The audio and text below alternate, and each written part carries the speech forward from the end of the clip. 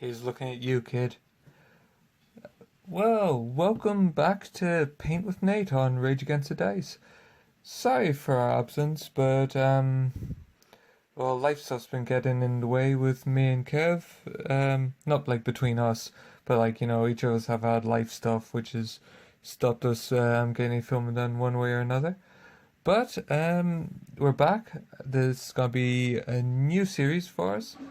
And as you can see, we're going to start this with a new model and a new fancy schnancy lighting rig. So hopefully you won't be seeing the back of my hand quite as much. But what I've got here is what is a very popular model at the moment among painters on the internet. It's the Beholder from the Nolzur's Marvelous Miniatures range that WizKids have done for Dungeons and Dragons, and I'm sure you can see why this is a popular model. It's lots of detail. You got a lot of character in there. A lot of great animation. So here we are.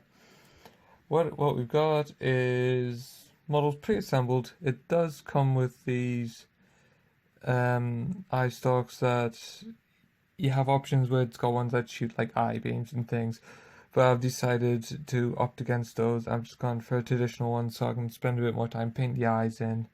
The central eye, as you can see, is actually really cool. It's recessed with so you can see the iris and like kind of the pupil. There is a plastic thing that goes over the top, but in my opinion that looks rubbish, so I won't be putting that on. And the lore of Beholders is they come in all shapes and sizes, basically however they've been dreamed into existence, because they're a bit weird like that. So there's a lot of different colors these on the internet.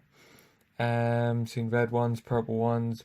A lot of people doing blue because of one of the most famous beholders, the Xanathar, who's blue and he's kind of like kind of a bone color around his mouth, and it does look awesome. But I thought I'm gonna try to show you guys something different, something I've not seen before with a beholder, and I'm gonna show you some techniques I've been learning with contrast paints. Now, not using them just as that one and done, but some of the techniques I've been learning recently with using them almost like an advanced wash. So, the color I'm going to start with, because I've not seen one done, is Hydra Turquoise, or Turquoise, or Turquoise, or however you want to say it. But I say turquoise, because part of me is colonial. So this is the Army Painter one. It's a nice turquoise. So we're going to start off here. I've got my Series 7 ready. Just going to start with size 1. And new series, but no new palette. It's still filthy. So for now, I'm just going to bit of turquoise in there. Oh, for full disclosure, the Nolzur stuff does come pre-primed, but it's a Vallejo Prime, and I don't really like it that much. So I've reprimed this model in Plastic Coat Grey, just because I'm not a huge fan of the Vallejo Primer. I don't think it takes the paint that well. That's my personal opinion on it. Your mileage may vary, but that's you. I'll do you. I'll do me. You do you, and we'll all get on just fine. So first thing I'm gonna do is I'm gonna paint this area around the flying base, because I don't want to overpaint that, because, well,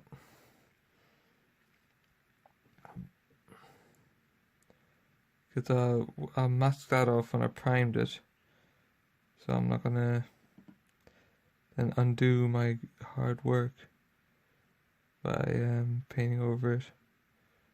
So I can see the turquoise goes over nice over the grey. Oh, you can't see that. So instead of new rig, instead of my hand, you get to see the base, but that's only temporary. It's because I'm painting the underneath here. Right.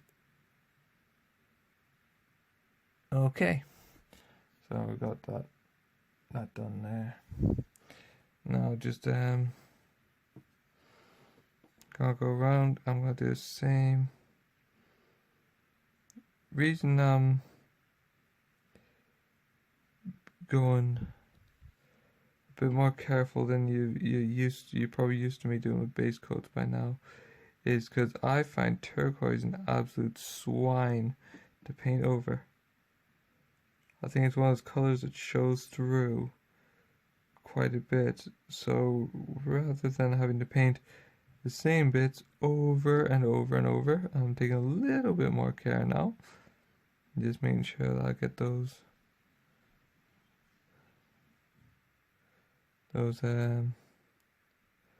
initial layers nice and tidy, making sure I'm not over painting onto the gums. Get these scales in.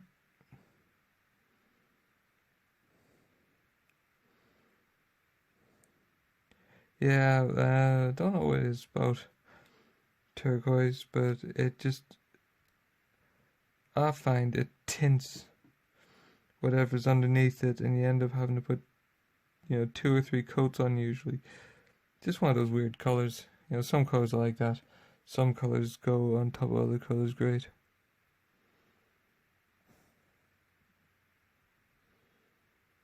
Yeah, just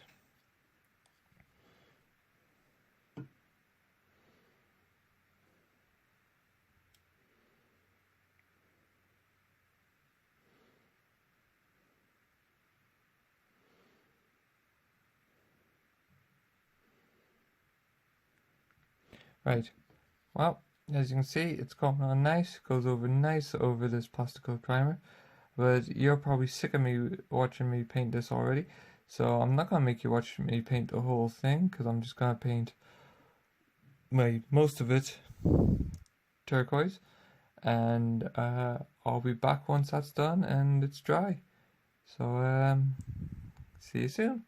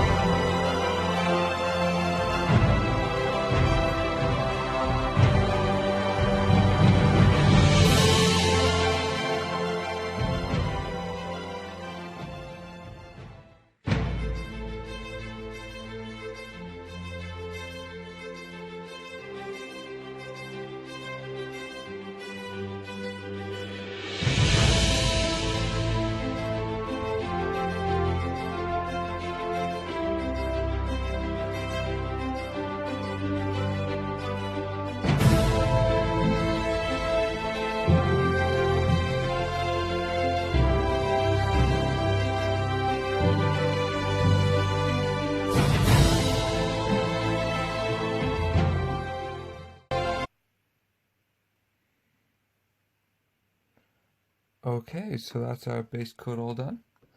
So now we're going to move on to some shading. And rather than ink for this, I'm going to show you something I've learned with the contrast paints. So what I'm going to use is the Terragon Turquoise. Pterodon turquoise. And I'm going to use some of the technical medium to thin it a bit. I don't want it to be quite an ink as such. I'll give it a good shake. But because it doesn't quite work like an ink. It's really good for kind of saturating the colors. So being a beholder, being all magical and stuff, that's kind of what I want. So I'm gonna use a syringe, and I'm gonna go for about a mix of 3 to 1. Right, so there's about 1 ml medium.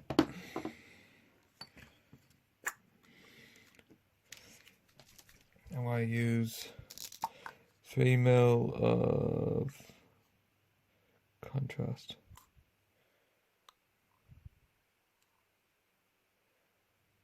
There we go.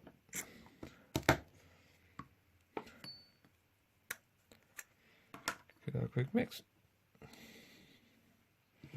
Yes, I am using an egg cup for this because it works. Right. So, because I've thinned it a bit, it just goes in there nice, but you get the function of the contrast. If you get nice gradients and shades, the way the contrast paint works, where it gives you this one coat, but usually you'd be doing this over a base coat, because it stains as well. It adds the color. But as you can see, when you put it over a complementary base coat, you get this kind of super saturated color comes through, which I really like. I'm a big fan of this.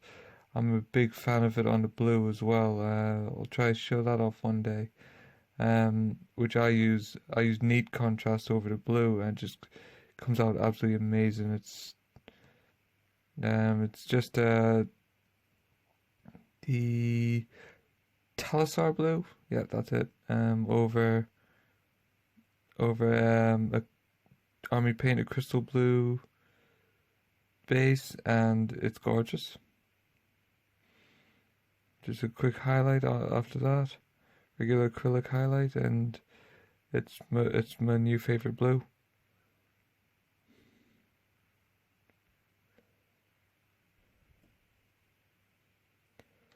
So, as you can see, I'm just adding this. I'm still trying to be quite careful, because as I said before, particularly the pink does not go well over the turquoise. So I want to try to keep that to a minimum if I can.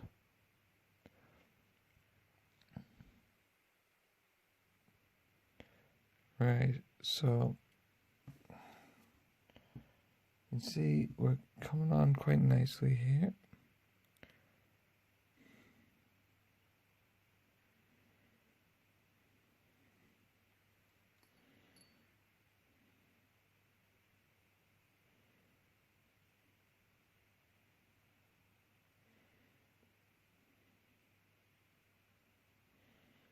So, trick with the contrast, same as I've mentioned in previous videos. If you've not seen those, say again now, it's a case of making sure it doesn't pool. You want to sit in the crevices, but not pool as such. So it just always helps just brush it away till you get a nice even. Well, not an even coat, because obviously that's the last thing you want is an even coat, but a stable coat, if you know what I mean. Like there, I'm just taking out where it looks a bit thick. I'm just taking it, just taking it away, like here. You know where it's. You don't want puddles. This is kind of what I guess I'm going for. Not too concerned about overpainting the spines, because the way I paint the spines, the base coat goes well over turquoise. It goes well over everything. So that I'm not making more work for myself. But with the kind of colour for the gums and the eyes, I would be. So that's why I'm being extra careful there. But not as careful around the eyes. Scales, the spikes, I don't know what you call them. It's late, I'm tired. But probably should go to bed. But when you've got an awesome model like this sat on your painting table, you just feel, I'd feel remiss if I didn't make some progress.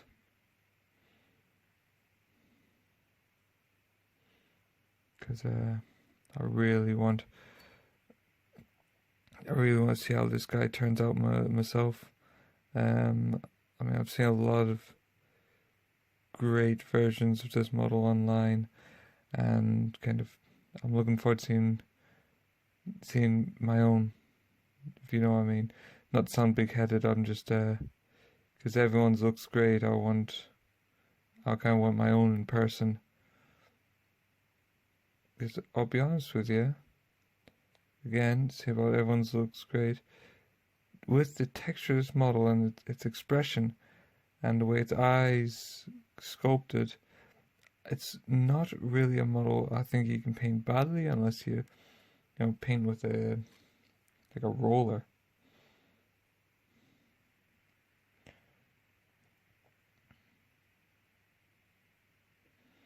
But yeah,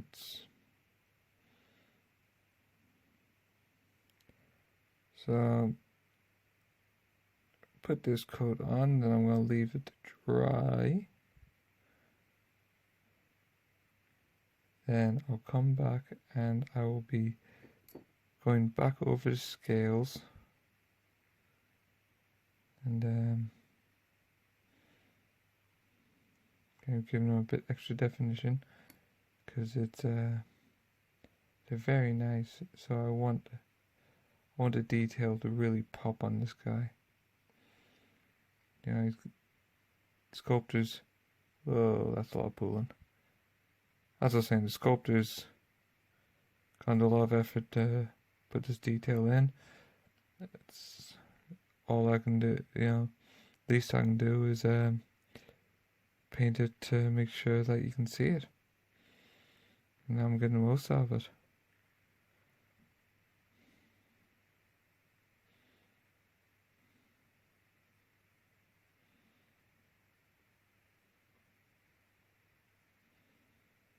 Right, so just the eye stalks to do.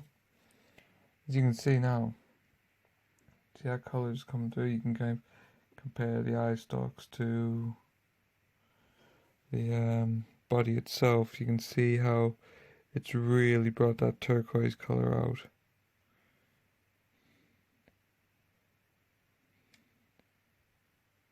And hopefully you can see how it functions differently than ink, which would really just be kind of darkening the same colour. This is giving us a much more saturated turquoise, which is tricky to achieve just with acrylics. I find especially blue. I know I keep mentioning this blue, and you're probably by now going, Nate, you should just paint this model blue. And yeah, if I was just trying to sell blue, I would. But yeah, I find a lot of times blues can tend to look a bit washed out. I find it can be quite tricky to get a vibrant blue, but the Talisar just gives you such a gorgeous, vibrant blue. That's what I'm hoping with this turquoise. I want a nice, vibrant, magical looking turquoise.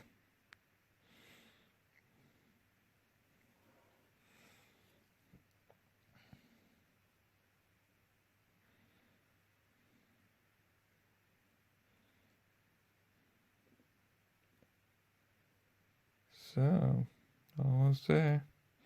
Well, I think you've seen me paint this enough, so I'll just finish this off and we'll be back when it's dry for some highlights. That's looking pretty cool. Right, see you soon.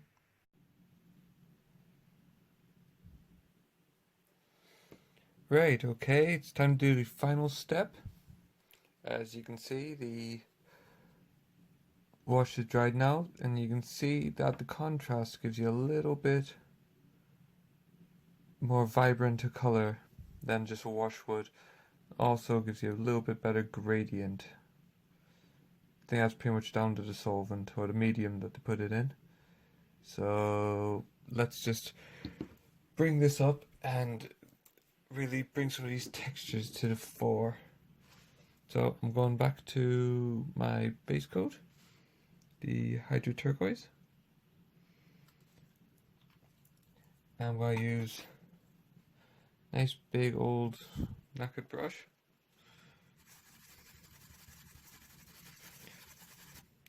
Now I prefer a softer brush when I'm doing any sort of dry brushing, just because I find you get a smoother finish. And as you can see, I'm not going nuts on this, because I don't want to undo the good work the contrast has done. I just really want to bring these details out.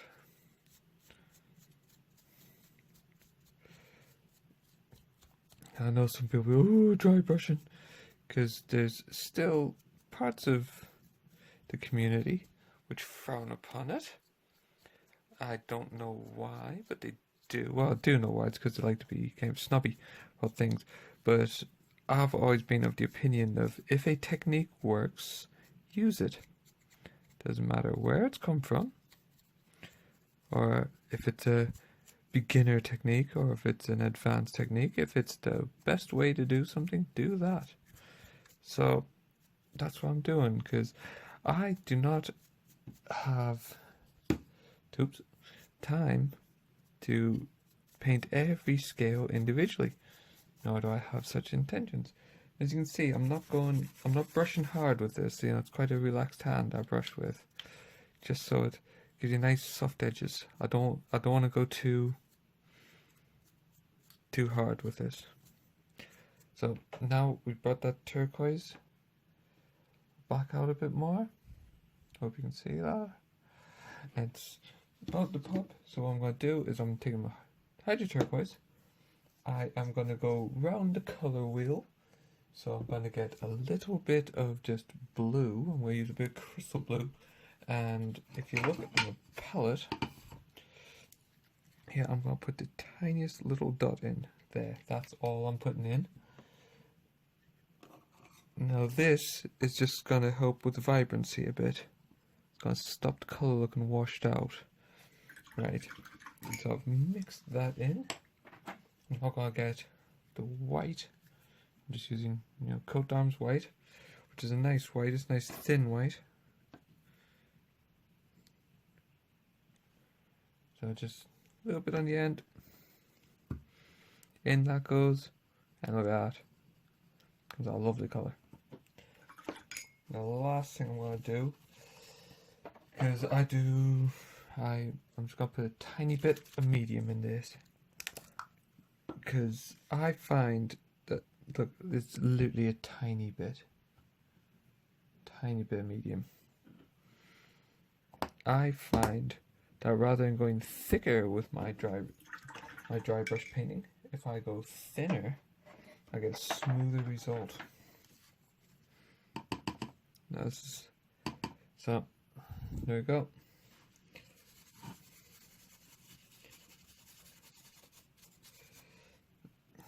And just there it is.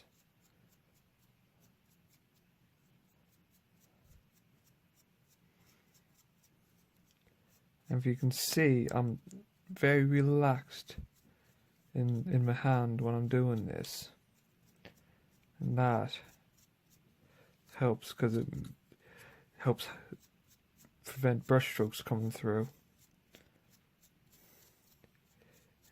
And because I'm using a soft brush, I'm using a slightly thinned paint. It just gives it a nice smooth highlight rather than catching all the edges to a point where it looks unnatural. So I'm just going right, I'm trying to get the ridges. You know, get some of these technical details.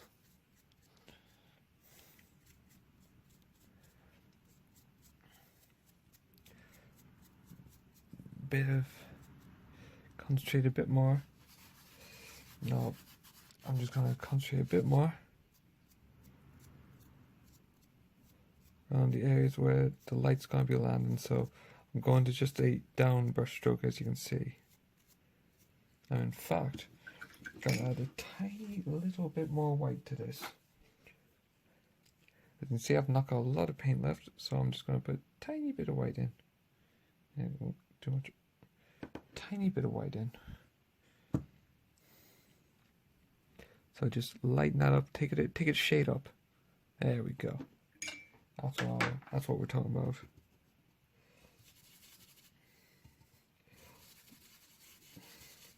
And this is just going to be to tell the story of where the light's coming from. So see, it's all downstrokes. So it's just going to catch those upper areas. Again, not going mental with this, because it's often the case with this sort of thing, less is more.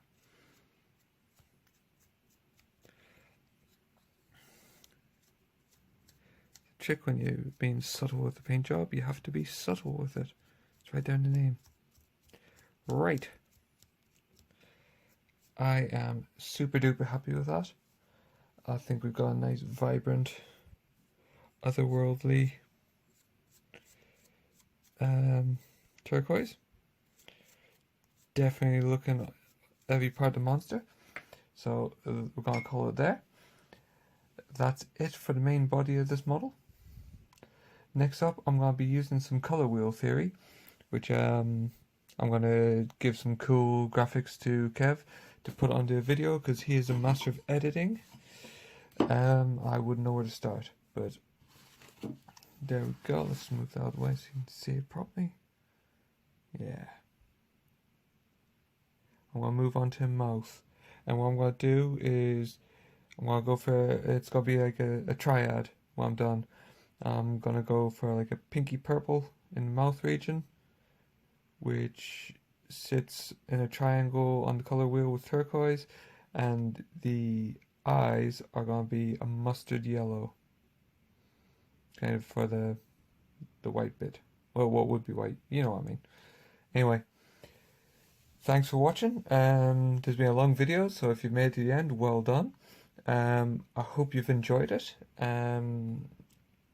Hope you're liking the model. I hope you're liking the format. If there's anything any comments you gotta make, please leave them in the comment section below. It's what's for. Give the video a like. Share it with your friends if you want, or not if you don't. And join us next time for some mouthy action, so to speak. Anyway, thanks. Pray to dice gods, may they smile upon you, and I'll catch you next time. Bye bye.